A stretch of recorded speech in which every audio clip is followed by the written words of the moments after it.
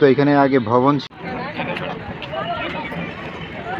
1799 সালে টিপু সুলতানের রাজ্য শ্রীরঙ্গপটনার পতনের পর টিপু সুলতান সহ তার পরিবারকে এই দুর্গে আটক করে রাখা হয়েছিল। এসেছি ভেলোর পোর্ট। থাকুন আমাদের সাথে, ঐতিহ্যবাহী স্থাপনাটি ঘুরে ঘুরে আপনাদেরকে দেখাবো, সাথে থাকুন। যারা চিকিৎসা সূত্রে ভারতের বিভিন্ন প্রান্ত থেকে তামিলনাড়ু রাজ্যে ভেলোরে আসছেন তাদের জন্য এই ভেলোর ফোর্ট দর্শনীয় স্থানটি বিশেষভাবে আকর্ষণীয়। তারা কোনোভাবে যেন এই স্থানটির মিস না করে।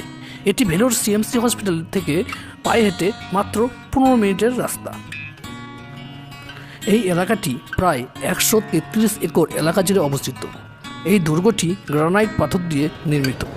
1700 সালে নির্মিত এই দুর্গটির বিস্তারিত আজকে আপনাদেরকে দেখাবো, থাকুন আমাদের সাথে।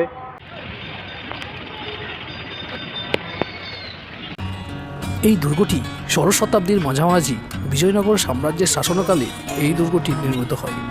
সপ্তদশ শতকে বিজাপুর সুলতানের কাছে পরাজিত হয়ে ভেলোর দুর্গ বিজয়নগর সাম্রাজ্যের শেষ রাজবংশ আরভিদাসের হাতছাড়া হয়। দেশি বিদেশি অসংখ্য পর্যটকের ভিড় দেখা যাচ্ছে।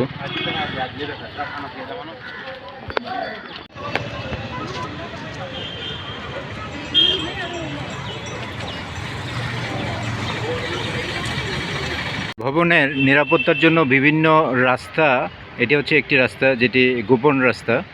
এই রাস্তা দিয়ে নিচে ভবনকে সুরক্ষা দেওয়ার জন্য সৈন্যরা সর্বোত্তক ব্যবস্থা নিতেন। চেন্নাইয়ে অবস্থিত ভেলোর পোর্টে অবস্থান করছে একটি 100 বছরের পুরাতন স্থাপনা।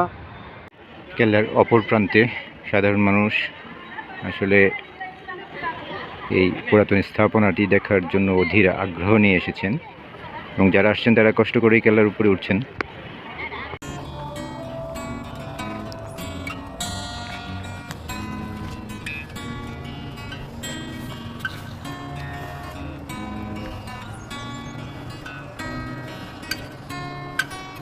এখানে কি আছে বুঝতে পারছি না, তবে এটা তালা বন্ধ আছে, এখানে নিষিদ্ধ আছে যাওয়া।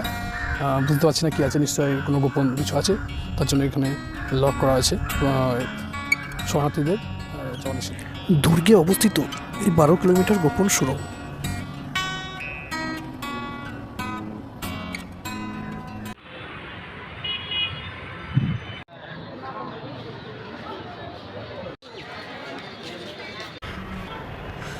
দেখতেই পাচ্ছেন কীভাবে কারুকার্য করা আছে, আর পাঁচিলের উপরে সব জল, সাইডে জল।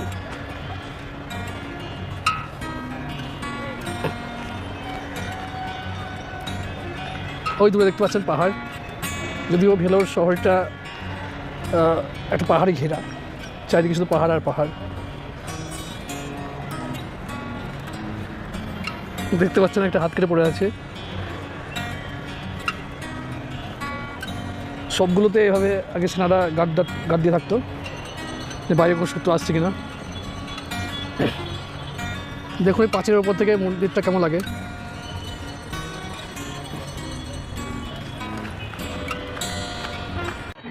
এতক্ষণ পরে মনে হচ্ছে ভেলোরের প্রকৃত সৌন্দর্যটুকু উপভোগ করতে পারছি।